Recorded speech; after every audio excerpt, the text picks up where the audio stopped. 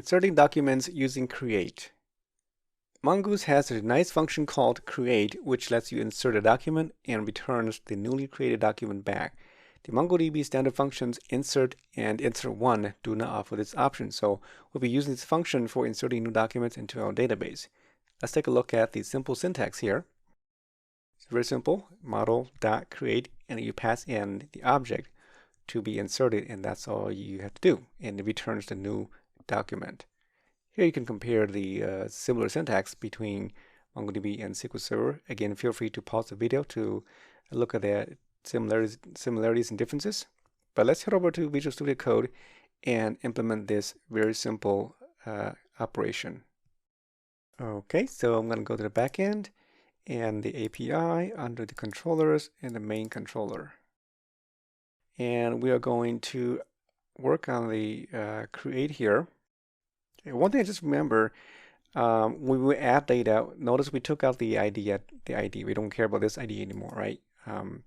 So this is not required. We don't need to check for that because that is managed by, managed by MongoDB, and so that's already taken care of. This one we don't need to take care either. We don't have to worry about that because we don't modify that ID. And that's all we have to do here. We're not going to push it to the list. We're going to do an insert and here.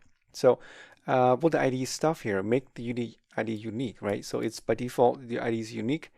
One thing I want to make a change is into the schemas here in our list. Notice we have everything here is unique. None of these is unique. ID is unique, but I also want to make sure that maybe our email address should be unique. So here in the required is true. We can add another property here called unique, and we'll set that to true. So now all the email addresses has to be unique. You cannot have duplicate emails in all the records. So that's something that you might want to do. So save that. And well, first let's go and run the application first. And let's see if it works. Okay, so we have a deprecation warning.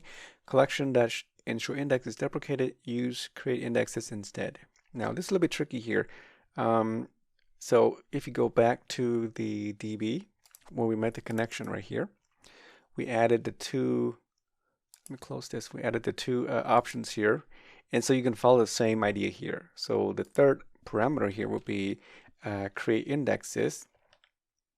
So you use that, yeah, this one, use create index is already given, so that's great, and we set that to true. Okay, and then save that, and now that error should go away, so we're good here. Okay, we can close that. It's still running, but we can close that for now.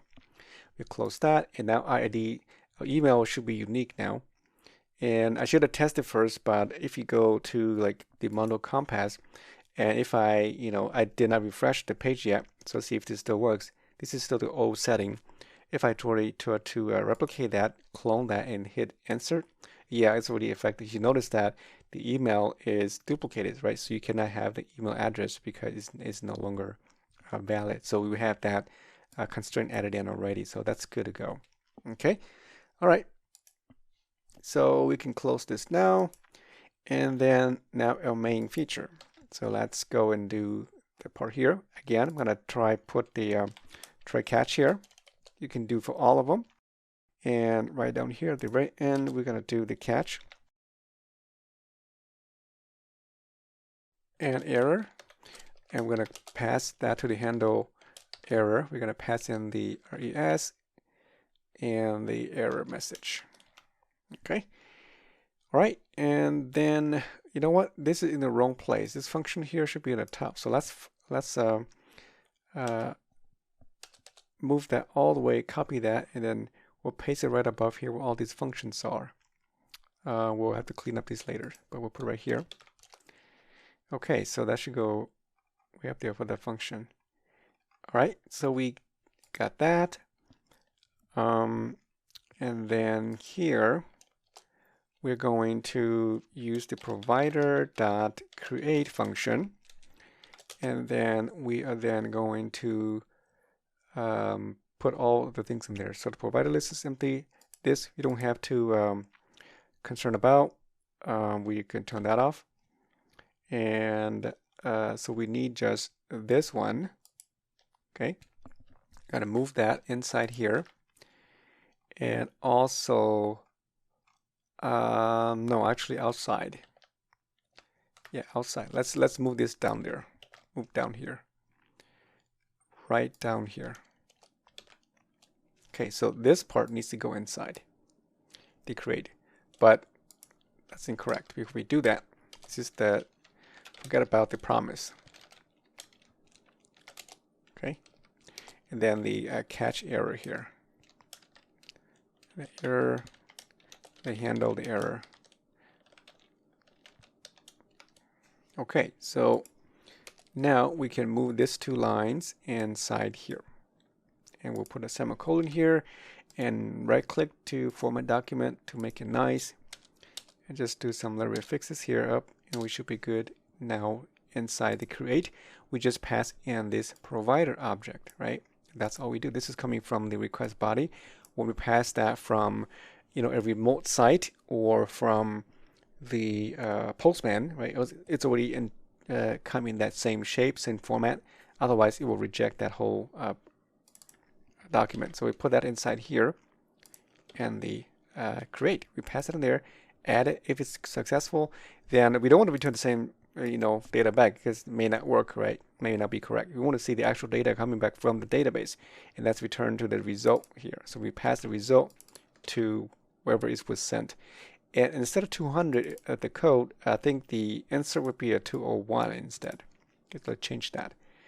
And so we're good here, and let's see if this works. So I know there's a lot of things here. We can clean this up, but yeah, just the one in right here, okay? And we'll see if it works for us. If it does, I'll come back and clean this up. So let's go over to the Postman, and let's copy one of these, just this one here. I'll copy that, go into the body, and under the raw, and we're going to paste it right in here. Okay, and we'll turn this into a JSON so we can have that in there.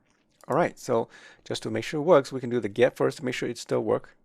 So we got all the data back down here. Now we want to add the data, so we don't need the ID field. We don't need that. Okay, so we're going to go into the post, and we make sure we go to the right URL. And notice I have the email address as the same. It's something that exists already, okay? So we're expecting that to fail. But let's see what happens. Let's go and click send. So we got the email message error. It says something went wrong, and duplicate key, the email address is duplicated. So that's good, right? So now let's just say we're going to add this S in here for sphere. That should be unique. The name is still the same. Let's change the name just to Mary. Okay, and then Mary Brown or something. Okay. And then go ahead and save. And we successfully added that here. It's returned back with the Mary Brown in there, and we're good to go. And we should have that in there as well. And let's go and copy that ID address. ID, go here, and we're going to retrieve that from the get. And there it is. We can verify that inside the database as well. Refresh this. You should have a 21 instead of 20. If it doesn't refresh, yeah, there you go. 20 records is the last one, and right here is the Mary version for the create. So we just created that already. We're done here, and again, you can clean all these up, make it a little bit messy here, so all these can be removed to make it nice and so on. So all these here will be, we don't need all that. It just makes our code really kind of ugly. Okay, and then down here as well, the one we just added down here. Oh, I think we did already. Yeah, so we're good. Okay, so save, and we are good here. Okay, so in the next video, we'll update documents in the database using the find one and update method.